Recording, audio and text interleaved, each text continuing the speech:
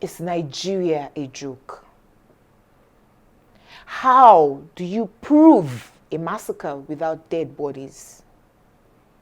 How do you show evidence when the murder scene was thoroughly cleaned the following morning?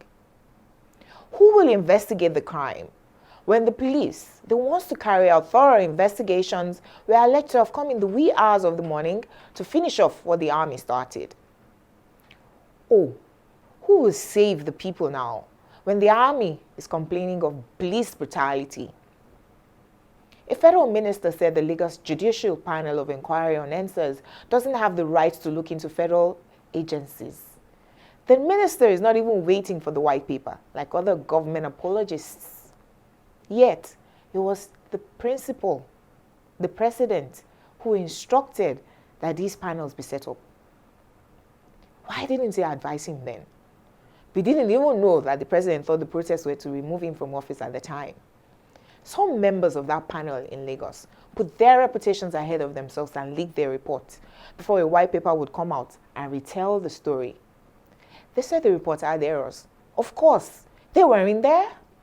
They took eyewitness accounts and juxtaposed them against a weak defense by government agents who had told lies after lies, and the panel came to its own conclusions.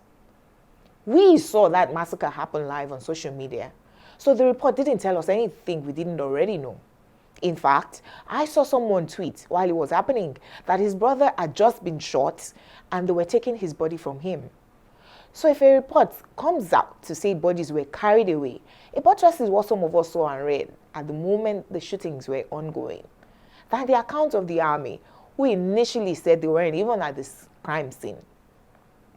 The officer who led the shootings didn't even show up at the panel of inquiry. The army spokesperson who showed up was also recounting stories he was told. I didn't expect the panel report to have name tags of dead bodies carried away. The perpetrators would not have left such evidence behind. But I was impressed that some of the panel members and eyewitnesses put their lives on the line to say the truth. The same government who ordered the panels be set up is the same government now calling their report a charade, discrediting the report because it shows the world they lied. Are Nigerians a joke to you? Nigeria just seems like a big crime scene.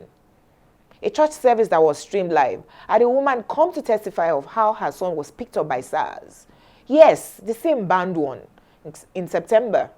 And within his stay with them, 14 people were killed extrajudicially. Everyone in the church service thanked God that the woman's son came back home alive. No one cared about the mothers of the 14 others that were killed. This is Nigeria. Yesterday, I saw a picture of a pastor giving out cash to our Nollywood's Pastor Weaver for a back surgery. I actually thought it was a movie scene. Pastor Weaver was crying with the cash stashed in front of him. I don't know if he was crying out of joy or because he has become a charity case at the prime of his life. It was a pitiable sight. Just a few years ago, I said Nigerians are one serious sickness away from death. We rally around the popular faces. For each one, there are thousands more dying in silence, unknown. Then apologists will defend the government. The same people who cry to be elected to change our situation and say Nigeria has been bad for long. The president needs to go on medical tourism or he won't be treated well here. The people he's paid to serve, don't they deserve the same treatment? How do you use your employer's patrimony to better your lot and give excuses when they die like animals? Are we a joke to you? But Nigerians sympathize with their oppressors. We don't even know who will be the next victim. But the ones who are well today defend government for peanuts. Okay, tell me, who is addressing the lack of security on our highways? No one. We're busy defending the people who ought to take action. We pay them to defend them for incompetence. A government appointee who had said Itunu Babalola, the Nigerian lady who died incarcerated wrongly in Cote d'Ivoire, was not being fleeced by Nigerian commission staff in Cote d'Ivoire on TV. But she could not say the same thing when faced with the journalists who did the investigations. David Hundeyin, who did the investigations, had called on the radio program that she was on to tell her that he had evidence of the extortion and the name of the staff. At this point, a government appointee told us.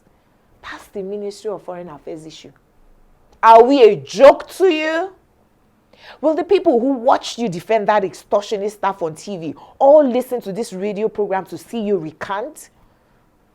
Who will save Nigeria from this current government where grandstanding and lies are a regular occurrence? I just wonder.